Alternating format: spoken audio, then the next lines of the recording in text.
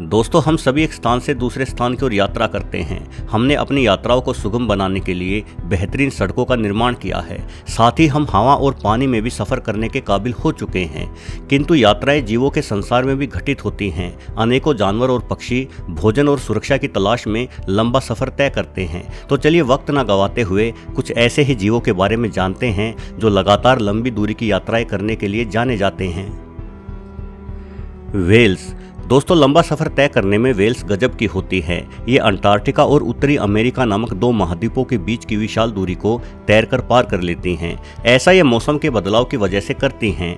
Grey well और humpback well को सबसे लंबी यात्रा करने के लिए जाना जाता है। वेल्स आमतौर पर ऐसे जीवों को खाती है जो ठंडे स्थानों पर पाए जाते हैं, इसलिए गर्मी के दिनों में ये अंटार्कटिका के ठंडे समुद्र की ओर बढ़ जाती है। किंतु जब सर्दी का मौसम आता है तो अंटार्कटिका के पानी में बर्फ जमने लगती है, इसलिए बड़े आकार का यह स्तनधारी जीव भूमध्य रेखा से होता हुआ अमेरिका तक पहुंच जाता है। वैज्ञानिकों ने एक हम्पबैक वेल पर उपकरण लगाकर खोजबीन की तो पाया कि इस वेल ने मात्र 1.5 महीने में करीब 9000 किलोमीटर की यात्रा कर ली थी। हालांकि समुद्र में शार्क और कई अन्य मछलियां भी लंबी यात्राएं करती हैं, किंतु समुद्र की गहराइयों में गोता लगाने वाले इन जीवों के बारे में जानकारी जुटाना काफी मुश्किल कार्य है। ज्यादातर मछलियां दिन की बजाय रात को यात्राएं करती हैं। ये एक पूरी रात में एक ही दिशा में तैरती हुई करीब 500 किलोमीटर तक का सफर तय कर सकती हैं। कछुआ। आमतौर पर कछुओं को उनकी धीमी रफ्तार के लिए जाना जाता है, लेकिन अपनी धीमी रफ्तार के बावजूद भी कछुए बेहद लंबी दूरी तक यात्रा कर लेते हैं। एक कछुआ खाने की बजाय अधिकतर मौकों पर अपने साथी की तलाश में आगे बढ़ता है। ये कई दिनों तक बिना रुके निरंतर आगे बढ़ते रहते हैं। जब ठंड का मौसम आता है तो ये कहीं छुप जाते हैं और गर्मी शुरू होते ही अपनी यात्रा फिर से शुरू कर देते हैं। यकीन करना मुश्किल है, किंतु जमीन पर इतनी धीमी चाल होने के बावजूद भी कछुआ हजारों किलोमीटर का सफर तय कर एक देश से दूसरे देश में चला जाता है। वहीं पानी में इनकी गति जमीन के मुकाबले थोड़ी तेज होती है। अमेरिकी वैज्ञानिकों ने एक मादा कछुए का पीछा किया। इस कछुए ने अपने साथी की तलाश में इंडोनेशिया से लेकर अमेरिका तक यानी करीब 20,000 किलोमीटर का सफर तय किया था। इतनी दूरी तय करने के लिए इस कछुए ने करीब 5 साल लगा दिए थे। हालांकि चलने और तैरने की गति धीमी होने के कारण कछुए को अधिक समय लग सकता है, किंतु इन्हें समय की ज्यादा फिक्र नहीं होती, क्योंकि आमतौर पर एक कछुआ सैकड़ों वर्षों तक जीवित रह लेता है। जंगली भैंसे। दोस्तों, समुद्री जानवरों की तुलना में हमें जमीनी जानवरों के बारे में कहीं बेहतर जानकारी है।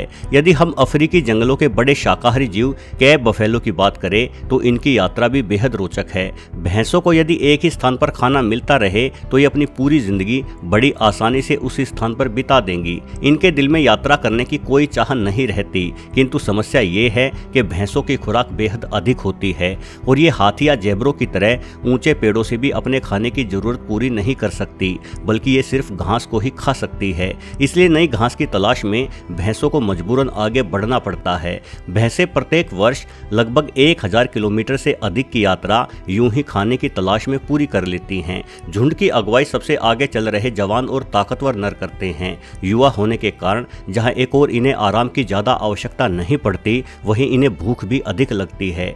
ऐसे में बेचारी बूढ़ी और गर्भवती भैंसों के लिए हालात बेहद मुश्किल हो जाते हैं, क्योंकि इन्हें अधिक आराम की आवश्यकता पड़ती है। यही वजह है कि बूढ़ी और गर्भवती भैंसें अक्सर अपने झुंड से पीछे रह जाती हैं। इन अकेली पड़ चुकी भैंसों को ही शेर अपना निशाना बनाते हैं। यानी जंगल में केवल तब तक ही जिंदा रहा जा सकता है जब तक आपके शरीर में बल हो। यदि कोई जानवर अपने साथियों के साथ कंधे से कंधा मिलाकर आगे नहीं बढ़ पाता तो उसे जंगल में जीवित रहने का कोई हक नहीं है।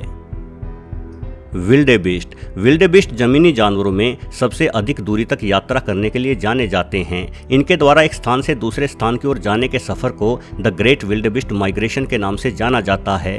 भैंसों की ही तरह विल्डेबीस्ट भी खाने और पानी की तलाश में लगातार आगे बढ़ते रहते हैं। ये तंजानिया के सेरेंगेटी से केन्या के मसाई मारा तक एक गोल घेरे में घूमते हुए अपना पूरा जीवन बिता देते हैं। इन्हें प्रतिवर्ष 2000 किलोमीटर की यात्रा करनी पड़ती है और रास्ते में आती नदियों में मगर मगरमच्छ विल्डेबिस्टों का पोस्टमार्टम करने के लिए तैयार बैठे रहते हैं। यह बड़ी रोचक बात है कि यदि विल्डेबिस्ट अपनी यात्रा रोक दें तो शायद मगरमच्छ तो भूखे ही मर जाएं। इनके इस विशाल सफर में साथ देने के लिए जेब्रा, शुतुरमुर्ग या गजेल जैसे जानवर भी हो लेते हैं, किंतु ये सभी विल्डेबिस्ट जितनी लंबी यात्रा नहीं कर पाते। विल्डेबिस्ट के झुंड बेहद विशाल होते हैं, इसलिए इनकी खाने की जरूरतें भी अधिक होती हैं। अफ्रीका में अंदाजन 12 से 15 लाख विल्डेबिस्ट रहते हैं। देखा जाए तो अधिकतर शिकारी अपने भोजन की जरूरत को पूरी करने के लिए विल्डेबिस्ट के मांस पर ही निर्भर रहते हैं। यानी विल्डेबिस्टों की यात्रा न सिर्फ इनके खुद के खाने की जरूरत को पूरी करती है, अपितु ये यात्रा मांसाहारी जानवरों के लिए भी बेहद जरूरी है। टिड्डे।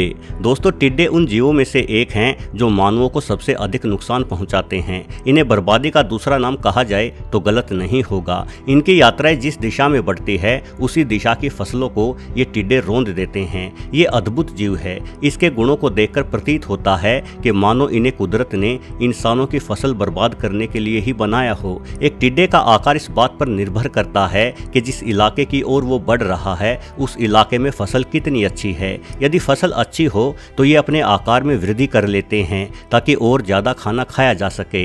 टिड्डों के झुंड हजारों किलोमीटर की यात्राएं करते हुए एक देश से दूसरे देश बढ़ जाते हैं। हालांकि ये लंबी दूरी पूरी तरह से किसी एक टिड्डे द्वारा तय नहीं की जाती, बल्कि इस सफर में पीढ़ियां लग जाती हैं। असल में टिड्डों की उम्र कुछ महीनों तक की ही होती हैं। ये अपने सफर के दौरान ही अपनी नई पीढ़ी को जन्म देते हैं और इनकी नई पीढ़ी सफर को आगे बढ़ाती है। दूसरा, टिड्डों का सफर बहुत हद तक हवा के ऊपर निर्भर करता है, क्योंकि एक हल्का जीव है, इसलिए हवा इसे धकेलते हुए अपने हिसाब से आगे बढ़ाती है। जिस दिशा में हवा बहती है, टिड्डों का फसल बर्बादी का सफर भी उसी दिशा में शुरू हो जाता है।